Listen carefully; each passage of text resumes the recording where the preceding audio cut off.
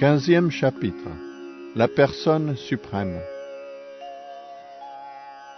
Le Seigneur bienheureux dit: il existe un arbre banyan, un arbre dont les racines pointent vers le haut, et vers le bas pointent les branches.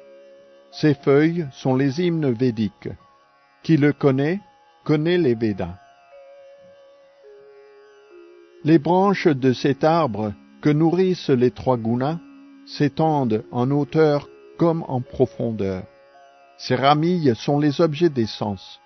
Certaines de ses racines pointent aussi vers le bas, liées aux actes matériels accomplis dans le monde des hommes. De cet arbre, nul ne peut, en ce monde, percevoir la forme exacte. Nul n'en peut voir la fin, le commencement ni la base. Mais il faut, avec détermination, trancher du glaive du détachement, se bagnant aux puissantes racines. Chercher le lieu d'où, une fois qu'on l'atteint, il n'est pas de retour. Puis là, s'abandonner à la personne suprême, Dieu, de qui tout a commencé et en qui tout demeure depuis des temps immémoriaux.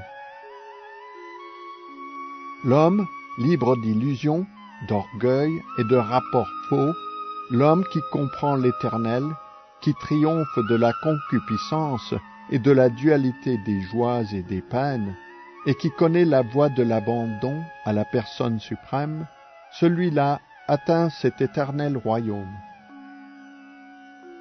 Ce royaume suprême, le mien, ni le soleil, ni la lune, ni la force électrique ne l'éclairent. Pour qu'il l'atteint, point de retour en ce monde. Les êtres, dans le monde des conditions, sont des fragments éternels de ma personne.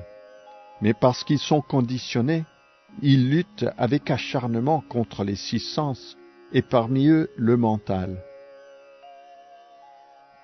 Comme l'air emporte les odeurs, l'être vivant, en ce monde, emporte avec lui, d'un corps à un autre, les diverses manières dont il conçoit la vie.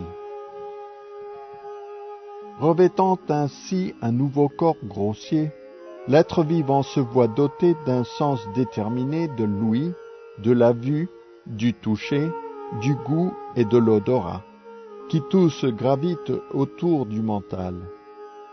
Il jouit par là d'une gamme propre d'objets des sens. Les sots ne sauraient concevoir comment l'être vivant quitte le corps, ou de quelle sorte de corps, sous l'empire des trois gunas, il doit jouir. Mais tout cela, celui dont les yeux sont initiés à la connaissance peut le voir.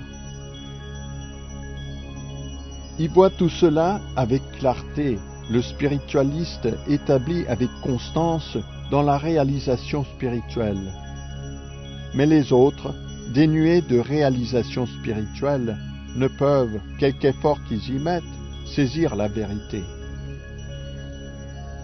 La splendeur du soleil, qui dissipe les ténèbres de l'univers entier, sache-le, procède de ma personne, et aussi celle de la lune, et aussi celle du feu. J'entre en chacune des planètes, et à travers mon énergie, les maintiens dans leur orbite. Je deviens la lune, et par là donne le suc de la vie à tous les végétaux. Je suis en chaque corps animé le feu de la digestion, et aussi le souffle vital, inspiré comme expiré. Ainsi, je fais l'assimilation des 4 sortes d'aliments. Je me tiens dans le cœur de chaque être, et de moi viennent le souvenir, le savoir et l'oubli. Le but de tous les Védas est de me connaître. En vérité, c'est moi qui ai composé le Vedanta, et je suis celui qui connaît les Védas. Il est 2 ordres d'être, le faillible et l'infaillible. Dans l'univers matériel, tous sont faillibles. Mais dans le monde spirituel, il est dit que tous sont infaillibles. Mais autre que cela est le plus grand des êtres, le Seigneur en personne, qui entre dans les mondes et les soutient. Puisque je suis absolu, au-delà du faillible et de l'infaillible, puisque je suis le plus grand de tous, le monde et les Védas me célèbrent comme cette personne suprême. Celui qui, libre des doutes, me connaît ainsi, comme Dieu la personne suprême. Celui-là, sache-le, sa connaissance embrasse tout. C'est pourquoi, aux descendants de Bharata, de tout son être, il me sert avec amour et dévotion.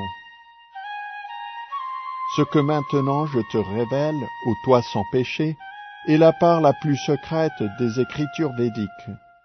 Qui en saisit la teneur connaîtra la sagesse aux descendants de Bharata, et ses efforts le mèneront à la perfection.